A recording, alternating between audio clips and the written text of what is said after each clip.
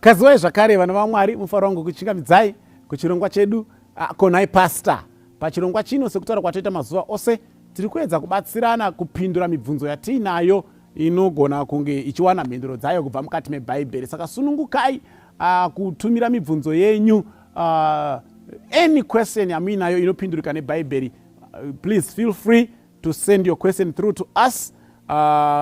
Mweya mutsvene achitibatsira, we will also attempt to answer your question sekubvunza kwamunenge maita. Pamwe pacho patinotaura tinogona kunge tisina kutonyatsokunzwisa umwe mubvunzo, mukaona sekuti hatina kunyatsoadresa zvamanga muchibvunza chaizvo chaizvo, try to rephrase the question. Musanyara kuti pastor hazvo zvinanga ndichibvunza zvokuti nezvokuti, so that we make sure we help each other along the way. May God bless you. Nhasi tiri kupindura mubvunzo wakabvunzwazve neimwe hama yedu maringe nenyaya yebaptism. Takambodzidza mumashure nezvekukosha kwerubhabhatidzo. Ndichareverenga zvakare vhesi ratakamboverenga, but paita mubvunzo wasimuka panapa uri kuti iyo konai pastor, vakafa vasina kubhabhatidzwa vachabhabhatidzwa here pachauya Jesu sembavha iya pamuchinjikwa? Saka ndinoda kuti abvunza mubvunzo akanzwisa kukosha kwekubhabhatidzwa kuri kubva pana John chapter 3 verse 3 to 5. Ndakamboona kumwe munhu aiti zvekubhabhatidzwa hazvina basa, as long as wangotenda muna Jesu zvekubhabhatidzwa hazvina basa. Vanhu havadi kuteerera zvinenge zvataurwa naJesu. Ndo dambudziko raane maKristu anhasi. Christians of today, the majority of them do not want to obey what Christ says. They want to come up with their own understanding and teachings, and then they force it on Christ. Christ akataura naNicodemus, John 3 verse 3 to 5. Jesus answered and said to him, most assuredly I say to you, unless one is born again, he cannot see the kingdom of God. Nicodemus said to him, how can a man be born when he is old? Can he enter a second time into his mother's womb and be born? Jesus answered, most assuredly I say to you, unless one is born of water and the Spirit, he cannot enter the kingdom of God.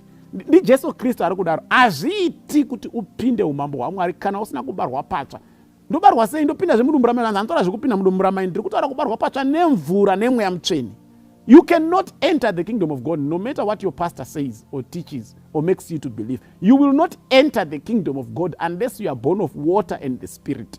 And this is Christ himself who said that. Sandofunga abvunza akuti pati kuna vanhu vanogamuchira Jesu Kristu, vagamuchira Jesu Kristu vasvika pakufa vasati vabhabhatidzwa, vasati vabarwa nemvura. Saka vachaita sei? Mwari anovaparadza here nekuti vakashayiwa mukana wacho? Zvinotoitika kuti munhu anogona kugamuchira Jesu nhasi achitobuda achitorevesa zveshuwa sincerely agamuchira Jesu Kristu, akutoenda kumba adhumwe nemota obva afa. Voita sei? Ende munhu akabva apa mubvunzo wembavha iya pamuchinjiko. Ende mukaerenga kuna Luke 23:43, Jesu akatopromisa mbavha musi iwouya kuti uchazova muparadiso, but hapana patinonzwa kuti mbavha yakabhabhatidzwa, because yakatendeukira pamuchinjiko yakarembera kudai. Ndopa yakagamuchira Jesu Kristu samuponesi. Jesu akatoipromisa kuti iwe ndiri kukupromisa nhasi kuti ndichazova newe muparadiso. Saka zvinofamba sei? Vachabhabhatidzwa here vanhu, because pane imwe nzvimbo Jesu ati unless you are born of water you will not enter the kingdom of God. Now regai ndiverenge 1 Corinthians 10 verse 1 to 2 ndozoverenga kuna Genesis chapter 1. 1 Corinthians chapter 10 verse 1 and 2. Moreover, brethren, I do not want you to be unaware that all our fathers were under the cloud, all passed through the sea, all were baptized into Moses in the cloud and in the sea.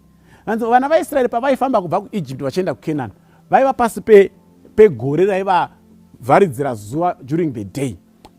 Then vakanopinda nemunyanza muRed Sea. Hanzi vakabhabhatidzwa naMoses pakupinda nemumvura muRed Sea. Saka kutoyambuka kwavakaita Red Sea, that was baptism, because it's a principle. Rwendo rwevana vaIsraeri vachibva kuEgypt vachienda kuCanaan, that was a type, waiva mufananidzo werwendo rwatiri kufamba isusu nhasi kubva muEgypt yepasi rino yechitema tichienda kuCanaan chaiyo yekudenga. Hakuna munhu anosvika kuCanaan asina kupfuura nemumvura. Ndokusaka gore paraifamba masikati rakatora road yekuenda kuRed Sea. Paiva nenzira yaisada kuenda nekuRed Sea. Remember, maIsraelites chakazosaka vagare kuEgypt, vainotsvaga chikafu kuEgypt vachitodzokera kumba, vaisambocrossa Red Sea. Kwaitova neroad yekuti maitoenda musina kucrossa any sea. But pavanga vakuenda kuCanaan zvekudzikinurwa, gore rakananga kuRed Sea, because it's a principle. You can't get into Canaan without going through water. Saka kupinda kwavakaita nomuRed Sea, that was baptism. You can't get to Canaan without baptism. Ndozviri kutaurwa naJesu achitaura naNicodemus. Saka isusu tichaitawo sei? Genesis chapter 1 verse 6, 7 na 8 inoti iyo, Then God said, let there be a firmament in the midst of the waters, and let it divide the waters from the waters. Thus God made the firmament and divided the waters which were under the firmament from the waters which were above the firmament. And God called the firmament heaven. So the evening and the morning were the second day. Samkaona patiri kutanga kuverenga pa verse 6. Mwari akati ngakuve ne firmament yatiri kuzwa kuti inonzi heaven kana kuti denga. And let there be a firmament which must be in the middle of the waters, and let it divide the waters from the waters. Saka denga ratiri kuona iri firmament rinodivide imwe mvura iri pamusoro nemvura inonaya iri pazasi paro yedu inonaya makore iyi, which means pamusoro paro pane rimwe body of water again. And when we will be going to heaven, we are going to pass through that watery body iri pamusoro pe this heaven or this firmament. Saka by passing through that watery body ndokuti tese tinge tabhabhatidzwa sezvakaita vana vaIsrael who passed through the Red Sea, and Paul is saying they were baptized by so doing. Saka hakuna munhu achauya kuzotorwa naJesu kuenda kudenga asiri kuzopinda nemudumbu iroro remvura, because we must all get through the water for us to be able to enter into the kingdom of God.